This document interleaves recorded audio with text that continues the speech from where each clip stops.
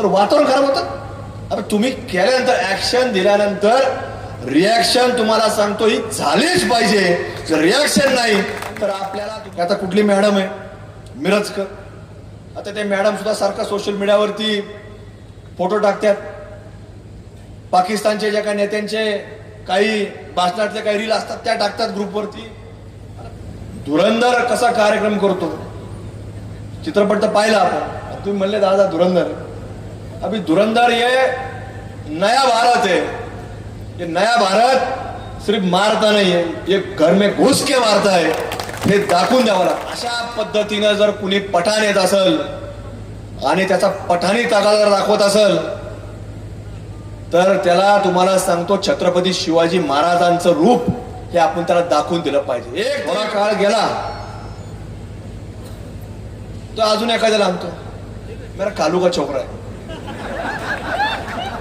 बहुत गरीब है, बहुत गरीब है, उसको एक बाजू में एक उधर से दुकान लगाएंगे, कुछ नहीं तुम बोलेंगे वैसे, तुम बोलेंगे तब निकाल डालेंगे. त्याची गाडी लागते. झाली सुरुवात. नगर जिल्ह्यातील शिर्डी नगरीमध्ये सकल हिंदू समाजाच्या वतीनं काही दिवसापूर्वीच आपल्या एक हिंदू भगिनीवरती तिच्यावरती अत्याचार करण्याचा प्रयत्न हा एक जिहादी पठाण या व्यक्तीकडनं करण्याचा प्रयत्न झाला आणि त्याचा निषेध करण्याकरता आज सकल हिंदू समाजाच्या वतीनं हिंदू जनाक्रोश मोर्चाचं आयोजन करण्यात आलं. त्या मोर्चाला संबोधित करण्याकरता मंचावरती विराजमान असणारे आपल्या जिल्ह्याचं धुरंधर नेतृत्व सन्मान्य सुजयदादा विखे पाटील, त्याचप्रमाणे उपस्थित असणारे ज्यांनी आता आपल्याला मार्गदर्शन केलं असं नेतृत्व, हिंदुत्वाचा ज्वालामुखी सागर वैयाबेग, त्याचप्रकारे RPIचे राज्याचे नेते नानाभाऊ वाघमारे, उपस्थित असणारे सर्वच शिर्डीतील सर्व आमचा सकल हिंदू समाजातील सर्व युवक असतील, नागरिक असतील, सर्व आमच्या महिला भगिनी असतील, सर्व पत्रकार बांधव असतील, सर्व नगरसेवक असतील, विविध राजकीय पक्षांचे पदाधिकारी,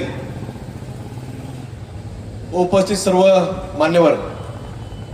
आता दोघंही मान्यवरांचं मनोगत व्यक्त झालेलं आहे आणि आता माझ्यानंतर सुजय दादांचं देखील मार्गदर्शन आपल्याला ऐकायचं. सागरभाईंनी अनेक वेगवेगळ्या विषयांवरती आपल्याकडं चर्चा केली आणि मग देशामधल्या घटनांवर असेल, राज्यातल्या वेगवेगळ्या घटनांवर असेल, पण सुरुवात ही शिर्डी नगरीतून त्यांनी केली. आणि सुरुवात अशी आहे की गेल्या अनेक वर्षापासून सातत्यानं वेगवेगळ्या घटना या वेगवेगळ्या देवस्थानच्या परिसरामध्ये घडत असतात. मग या देवस्थानच्या परिसरामध्ये आपण पाहतो की कुठलंही देवस्थान असलं की त्याच्या आजूबाजूला काही लोक हे ठराविक मंडळी आपल्या लोकांशी जवळीक साधतात आणि जवळीक साधून मग त्याला विनंती करायची. मग ते राजकीय लोक असतील, कुणी एखादा उद्योजक असेल, व्यापारी असेल, ज्याची जागा असेल त्याला भेटायचं, त्याला सारखं पुढं मागं करायचं आणि पुढं मागं केलं की आपल्या मनामध्ये त्याचं छोटंसं घर निर्माण झालं की ते लोक हळूच आपल्यापाशी येतात. इथं मी फ्रूटची गाडी लावू का, आणि त्यावेळेला तो मराठीत बोलत असतो, मी फ्रूटची गाडी लावू. आपल्याला वाटतं फार गरीब व्यक्ती, आपण त्याला जागा देतो आणि आपल्यापाशी कोणी विचारलं की कोण आहे ते, फार चांगला माणूस आहे, आपण वकील पत्र घेतल्यासारखंच तुम्हाला सांगून त्याची बाजू मांडत असतो आणि ती एकदा नाही अनेक वेळा मांडत असतो. थोडा काळ गेला तो अजून एखाद्याला आणतो, मेरा कालू का छोकरा है, बहुत गरीब है, बहुत गरीब है, उसको एक बाजू में एक उधर से दुकान लगाएंगे, कुछ नहीं तुम बोलेंगे वैसे, तुम बोलेंगे तब निकाल डालेंगे. त्याची गाडी लागते. झाली सुरुवात. मग हळूहळू हे पाय तुम्हाला सांगतो आपल्या असणाऱ्या पावन हिंदू धर्माच्या मंदिरापर्यंत पोहोचतात आणि ते पाय नाही हात आज पोहोचायला आपण या शिर्डी नगरीमध्ये पाहायला मिळालं. हे इथंच नाही तर तुम्हाला सांगतो जिथं देवस्थान असेल त्या देवस्थानच्या परिसरामध्ये 100-500 मीटरवर तुम्ही जरी आज लक्षात नसून आलं तरी तुम्ही विचार करा नजरेसमोर परिसरांना, पण प्रत्येक ठिकाणी तुम्हाला थडगं पाहायला मिळणार म्हणजे मिळणारच. हे जाणीवपूर्वक असते. हे आज नाही झालं, हे पूर्वीपासून आलेलं. हे आम्हाला लक्षात येत नव्हतं. सागर भैया, ज्यावेळेला आम्ही मागच्या 2025च्या दादा जानेवारी आम्ही सिद्धटेकला गेलो. आम्ही त्या गणपती मंदिराच्या पायथ्याला पाहिलं आणि पायथ्याला पाहिल्यानंतर तिथं आम्ही जाणार सगळे म्हटल्यानंतर तिथं आम्ही जायच्या आदल्या दिवशी तिथं देवाचा फोटो ठेवून दिला, त्याला भगवी चादर टाकून दिली. आम्ही तिथं गेलो, आम्ही पाहिलं. अरे म्हणलं काय झालं? म्हणलं आपलं म्हणलं आपण घेऊन जाऊ. आम्ही सगळं काढून घेऊन आलो, ते ठेवलंच नाही आम्ही. अरे काय होतं, आपण जाऊ तर ते भगवत आणि आपण एकदा आपली पाठ फिरली की तुम्हाला सांगतो ते पुरा त्याचं हिरवकरण झालं. पण त्याला नाही आपण घेऊन जाऊ, जागरूकता आपण आपल्या घरी घेऊन. आणि आम्ही सगळे लोक घेऊन आलो. थोडं त्यांनी नेलं, थोडं मी नेलं, थोडं बाकीच्यांना आम्ही वाटून दिलं. हे आपण सांभाळ सगळ्यांना दिलं. आणि मग जिथं जिथं असेल ते जागृत आहे, तुम्ही सुद्धा ते घरी घेऊन जा, आपापल्या घरी घेऊन जा, आपापल्या गावात घेऊन जा, आपापल्या घराच्या परिसरात घेऊन. अरे जागृत आहेत ते, तुम्ही सगळ्यांनी तेवढं काळजी घ्या. पण मात्र तिथं ते उघड्यावर ठेवू नका तुम्ही, कारण कोणी त्याची विटंबना करत. हे तुम्ही काळजी घ्या. हे झालं थडग्यांचं. पण अशा पद्धतीनं जर कुणी पठाण येत असेल आणि त्याचा पठाणी ताकद जर दाखवत असेल तर त्याला तुम्हाला सांगतो छत्रपती शिवाजी महाराजांचं रूप हे आपण त्याला दाखवून दिलं पाहिजे. एक तरी व्यक्तीने दाखवून दिलं पाहिजे. एक जरी असला ना, तुम्हाला सांगतो एका ठिकाणी एक जर असला, बात हेच तुम्हाला सांगतो, हे आपल्याला ही सकल हिंदू समाजावरी वेळ यायची नाही. आम्हाला वेळ कुठली येईल तर त्याला सोडा, त्याच्यावर कारवाई करायची नाही. समोरच्यानी ऍक्शन दिल्यानंतर आमची रिॲक्शन आहे हे सांगायला आम्हाला यावं लागलं पाहिजे. पण प्रत्येक ठिकाणी व्यक्ती तयार झाला पाहिजे. की जोपर्यंत आपण तयार होणार नाही तोपर्यंत अशीच परिस्थिती आपल्याला प्रत्येक ठिकाणी पाहायला मिळेल. असंच एक जागृत थडगं दादा या आमच्या तिकडं मी त्या गणपती मंदिरापाशी होतो, विशाल गणपती मंदिरापाशी. आम्ही सगळेजण तिथे दर्शनाला जात असतो सारखं सातत्यानं. काही ना काही असलं, काही शुभ कार्य असलं आम्ही सगळे लोक जात असतो. आमच्याकडे ती प्रथा आहे कोणाचं जसं तुमच्याकडे सुद्धा घरात काही लग्न कार्य असलं तुम्ही पहिली पत्रिका साईबाबांच्या मंदिरात, बरोबर आहे ना? तर आमच्याकडे सुद्धा तिथं ते गणपती मंदिरात पत्रिका टाकतो. तिथं असं फार मोठं थडगं होतं. पण ज्यावेळी तिथं काही काम करायचं होतं लोक म्हणले जागृत आहे, आम्ही सगळेजण घेऊन जातो. आणि ते सुद्धा मोठं तुम्हाला सांगतो थडगं लोक घेऊन गेले. त्यामुळं अशा सगळ्या परंपरा आपण सगळ्यांनी जोपासत चाला. पूर्वी असं एक फार मोठं थडगं अयोध्यामध्ये सुद्धा होतं. भारतभरातून लोक आले, ते घेऊन गेले. भारतभरातून आले, ते तर आपल्याला कळालंच नाही, सगळीकडे घेऊन गेले. पण ह्या प्रवृत्ती या आता हळूहळू उदयास येतात. या प्रवृत्ती ज्या वेळेला एखादी आज महिला एक मुलगी बाहेर राज्यातून आली, पश्चिम बंगाल सारख्या राज्यामधून आली, पण त्यांच्या नजरेसमोर महाराष्ट्र काय असतो की महाराष्ट्र ते नजरेसमोर काय येत असेल, त्यांनी गुगलवर सर्च केलं तर सर्वात पहिली काय येत असेल तर हा महाराष्ट्र कोणाचा आहे तर तो छत्रपती शिवाजी महाराजांचा महाराष्ट्र हे त्याच्या नजरेसमोर येतं. गुगलवर देखील ते दाखवलं जातं. ज्या वेळेला महाराष्ट्रामध्ये आल्यानंतर, रेल्वेने आल्यानंतर, विमानाने आल्यानंतर, गाडीने आल्यानंतर, इथे उतरल्यानंतर असा प्रकार जर कुठल्याही देवस्थानामध्ये असेल, मग तो अक्कलकोटमध्ये असेल, शिर्डीमध्ये असेल, शनी शिंगणापूरला असेल किंवा कुठल्या तुळजापूरमध्ये असेल, नाशिकमध्ये आपल्या काळाराम मंदिरामध्ये असेल, कुठेही होत असेल तर तुम्हाला सांगतो हे आपल्याकरता महाराष्ट्राच्या अजिबात हिताचं नाही. पण आपल्या अशा देवस्थानाच्या परिसरामध्ये आपल्या प्रत्येकाचं कर्तव्य, जबाबदारी आहे, आपण त्याच्यामध्ये लक्ष घातलं पाहिजे. आज आता बऱ्याच गोष्टी आपल्यापर्यंत येत नसतात. आता अहिल्यानगरमध्ये सुद्धा अनेक गोष्टी घडत असतात, त्या प्रत्येक गोष्ट आपल्याला कळते असं नाही. पण कुणीतरी ज्यावेळेला आमच्यापर्यंत येतं आम्हाला सांगतो की अशी अशी घटना घडली, असं घडलेलं आहे, तर आपण हिंदू समाजाच्या लोकांशी आम्ही चर्चा करतो की काय करायचं, हे सगळं तपासून घ्या, काय वस्तुस्थिती आहे याच्यावर माहिती घ्या, आणि त्याच्यातनं जे खरं असेल तर त्या पद्धतीने आपल्याला पुढे जावं लागेल. आणि आजपर्यंत जेवढ्या घटना घडल्या तर एकही खोट नव्हती, सगळ्या खऱ्या होत्या. आणि त्या खऱ्यांना वाचा फोडण्याचं काम कुणी केलं असेल तर ते सकल हिंदू समाजाच्या वतीनं करण्यात आलेलं आहे. आणि म्हणून तुम्ही सुद्धा आपल्या इथे शिर्डी नगरीमधल्या सुद्धा लोकांनी या लोकांवर बारीक छोट्या मोठ्या गोष्टी असल्या तर कानावर घातल्या पाहिजे की अशी अशी गोष्ट घडलेली आहे, ह्या लोकांकडून असा असा अन्याय होतोय, हे लोक असा असा अत्याचार करतात. आणि घातल्यानंतर मग कशा पद्धतीने त्याच्यावरती धुरंधर कसा कार्यक्रम करतो, चित्रपट तर पाहिला आपण. तुम्ही म्हणले दादा धुरंधर, अभी धुरंधर ये नया भारत है. ये नया भारत सिर्फ मारता नहीं है, ये घर में घुस के मारता है, हे दाखवून द्यावं लागतं. आणि त्यामुळं तुम्ही यांच्यापर्यंत सांगा की असं असं घडतंय. आणि छोट्या मोठ्या गोष्टी अनेक वेळा घडत असतात, पण छोट्या मोठ्या गोष्टींकडे अजिबात दुर्लक्ष करायचं. आमच्यासारखे राजकीय लोक येतील, तुम्हाला सांगतील की हे मिटून घ्या, हे फार तुम्ही याची चर्चा करू नका, की काय कंप्लेंट करू नका. तोही कंप्लेंट करा, तुम्ही केलं माहिती तोही करा. पण तुम्हाला सांगतो, ज्या दिवशी तुम्ही आमच्यासारख्या लोकांचं ऐकताल, तुम्ही परस्पर मिटावताल, तर त्या दिवशी एखादी छोटी घटना घडलेली असेल पण पुढच्या वेळेस त्याचं धाडस वाढणार आणि तो आपल्या फक्त एखाद्या आई बहिणीपर्यंत आज बोललाय तोंडाने, उद्या तो अंगावर सुद्धा हात टाकणारा ती व्यक्ती घाबरणार नाही. त्यामुळे छोटी गोष्ट ही जागच्या जागेवर देखील दाबण्याचं काम आपल्या लोकांनी हे वेळोवेळी केलं पाहिजे. म्हणून आजचा हा सकल हिंदू समाज ज्या ज्या ठिकाणी जातो, आम्ही काल बीड जिल्ह्यामध्ये गेलो, तिथं म्हणजे अगदी एक पुरातन मोठं वडाचं झाड आहे आणि त्या वडाच्या झाडाच्या मध्ये आज पुरातन म्हणजे 200-250 वर्षापूर्वीची एक हनुमानाची मोठी मूर्ती आहे. ती काय अशी छोटी नाही, मोठी मूर्ती आहे.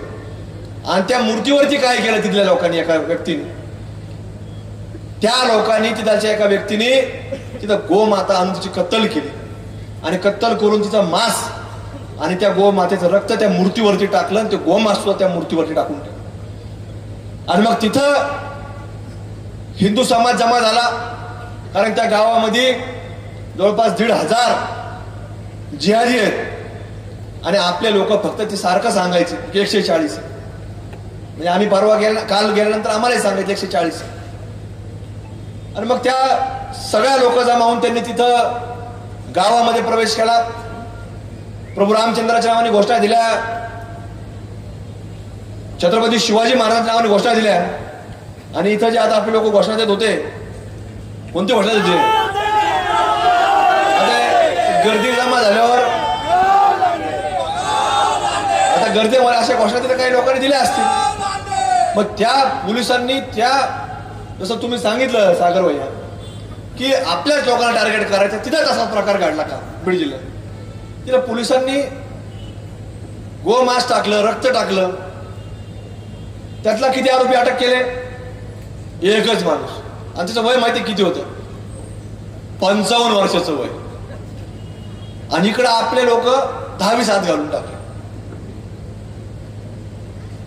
म्हणजे एक माणूस, 55 वर्षाचा माणूस एक गोमातेची कत्तल कशी करू शकतो आणि ते कृत्य कसं करू शकतो? पण याला प्लॅनिंग असतं, याला नियोजन असतं, हे सगळं मिळून ठरलेलं असतं. मग काही लोकांनी करायचं, काही लोकांनी येऊन मिटा दो, वातावरण मत खराब करू. अरे वातावरण मत खराब करू म्हणजे काय वादळ येणार आहे का? आम्ही काय वादळ आणलं का? इथं काय उठळून लावलं का? पण ज्या वेळेला तुम्ही धर्मावरती आघात करत असताना, ज्या वेळेला तुम्ही शिर्डी सारख्या संस्थांच्या परिसरामध्ये एखाद्या आमच्या मायमाऊलीच्या वरतीला अर्वाच्य भाषा वापरत असताल तर वातावरण खराब होतं.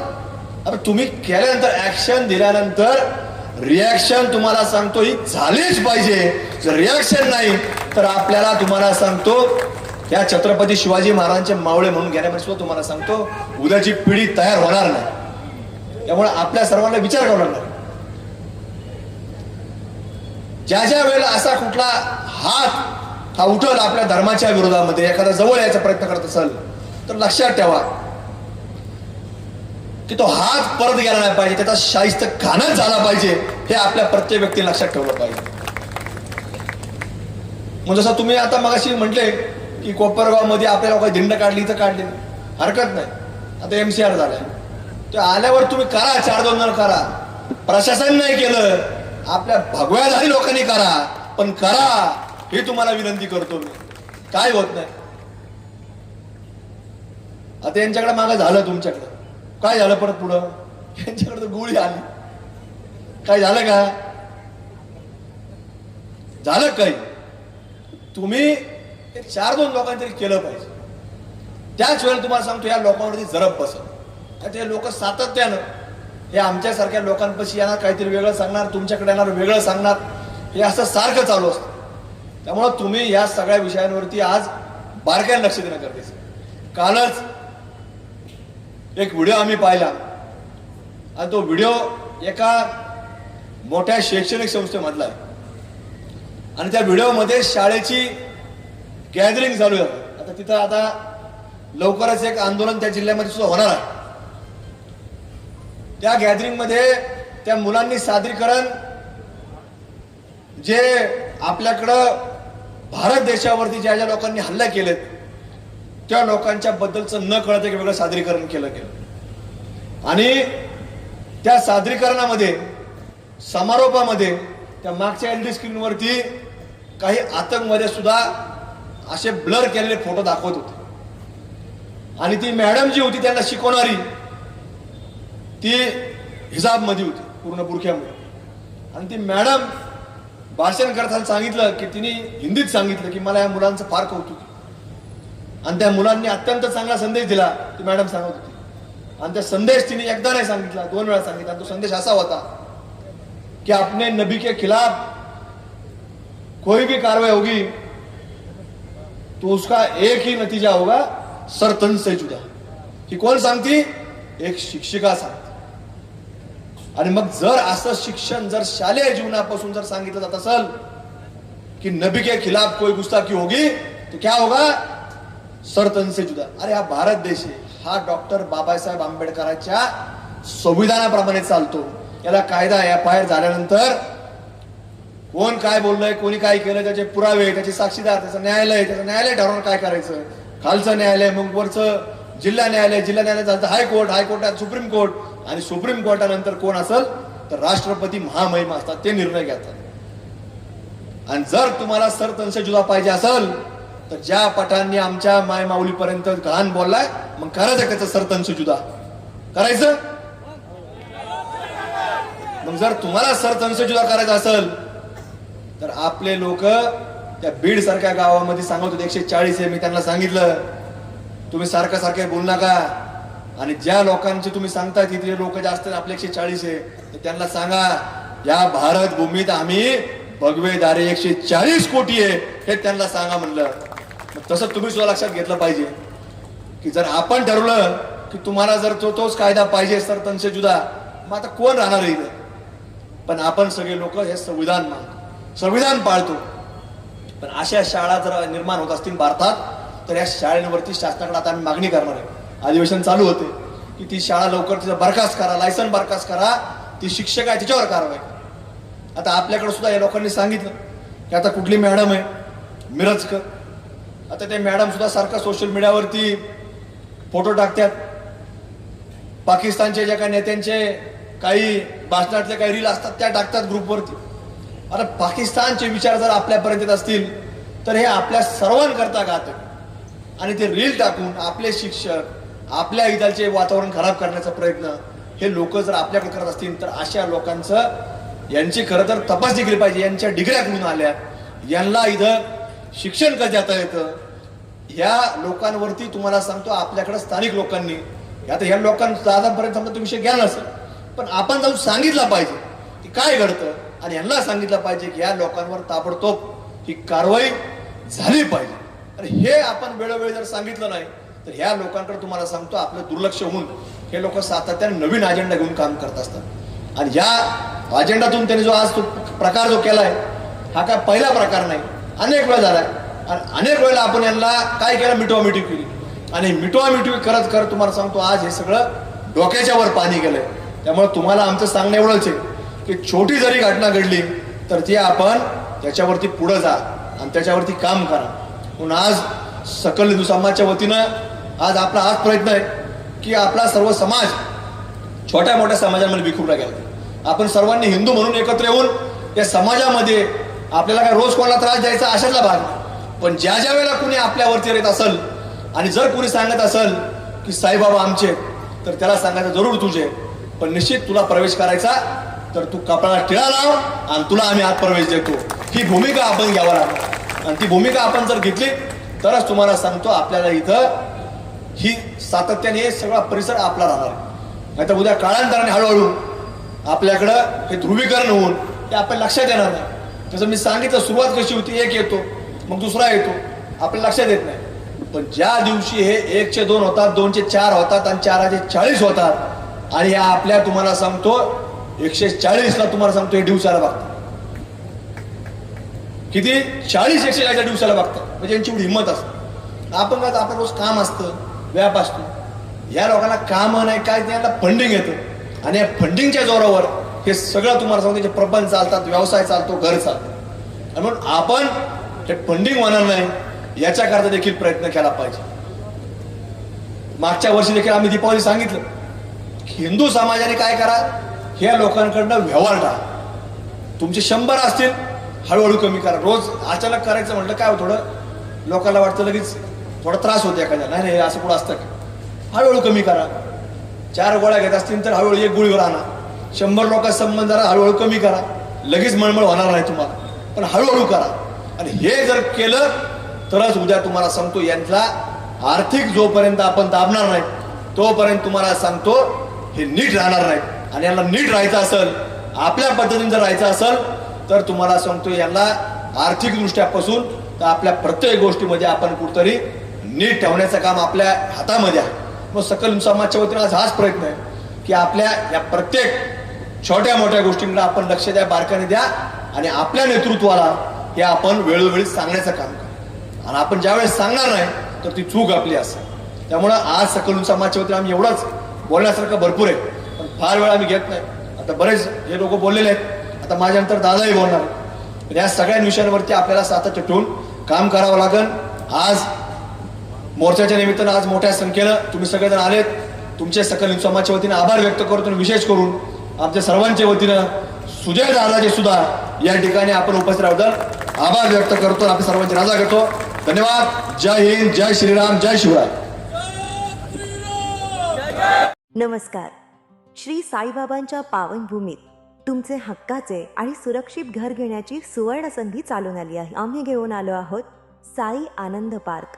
येथे आहे श्री साई कृपेचे आणि आनंदाची आत्मानुभूती. 5 एकरमध्ये 100% लीगल, सर्व सोयींनी युक्त रहिवासी प्लॉट्स, रस्ते, स्ट्रीट लाईट्स, श्री महादेवाचं मंदिर, निसर्गरम्य हिरवाईनं नटलेला परिसर, सगळं काही तयार. अंतर्गत प्रशस्त रस्ते आणि प्रस्तावित 12 मीटर आणि 15 मीटर DP रोड लगत विकसित प्लॉट्स.